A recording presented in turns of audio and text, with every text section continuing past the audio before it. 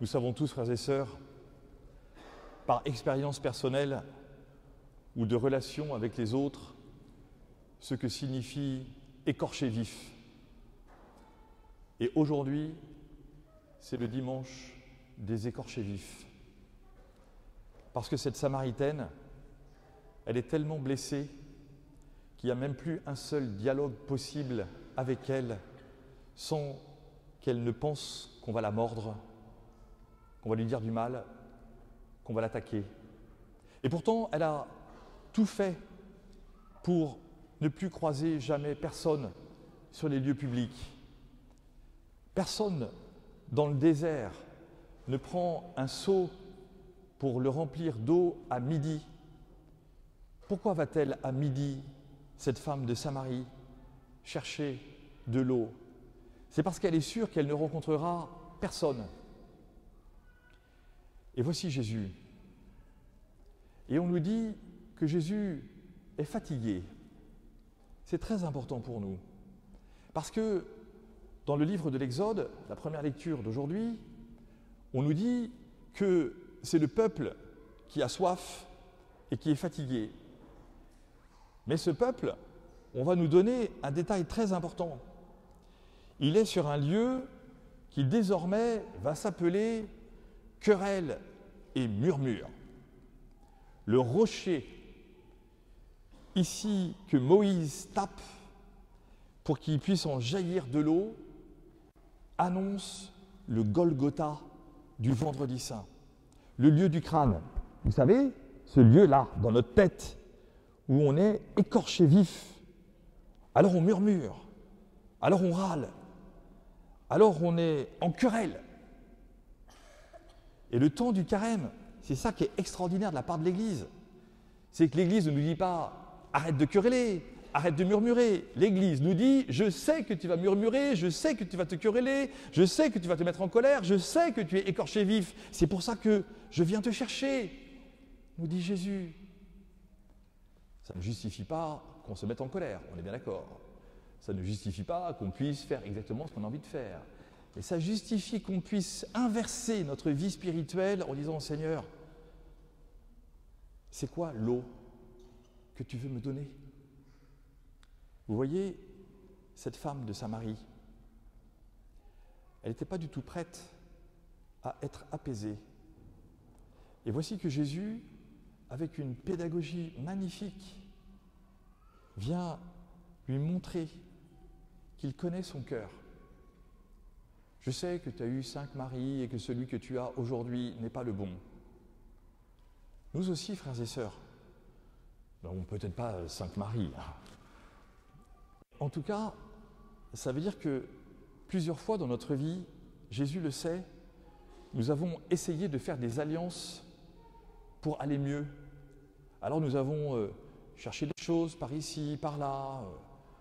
On a peut-être flirté avec des associations pas très chrétiennes. Peut-être qu'on a fait un peu de trafic pour essayer d'avoir des belles alliances professionnelles. Peut-être que, voilà, on a tous nos histoires qui sont des histoires de mésalliance et qui rendent notre cœur lourd, plein de querelles et de murmures contre nous-mêmes.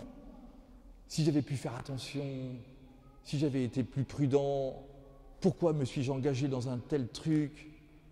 Et le Seigneur le sait. Et il nous dit, je veux te donner de l'eau à boire.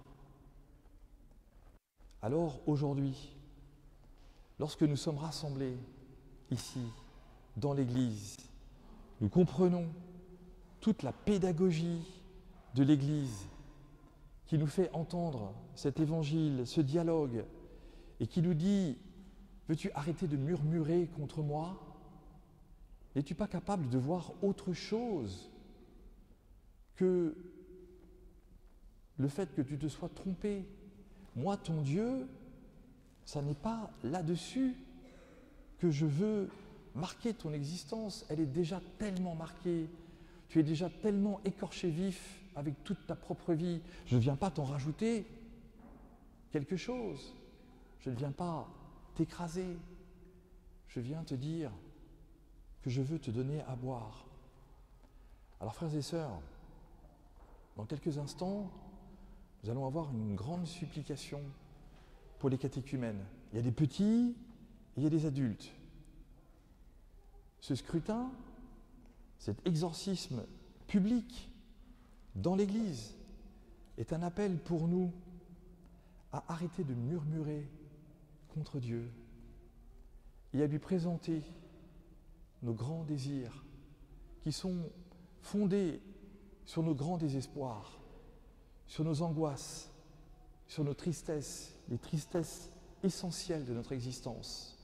Et aujourd'hui, le Seigneur nous dit « Merci d'avoir cette humilité, parce que c'est moi qui viens te chercher. » Et c'est ce qu'on appelle le scrutin.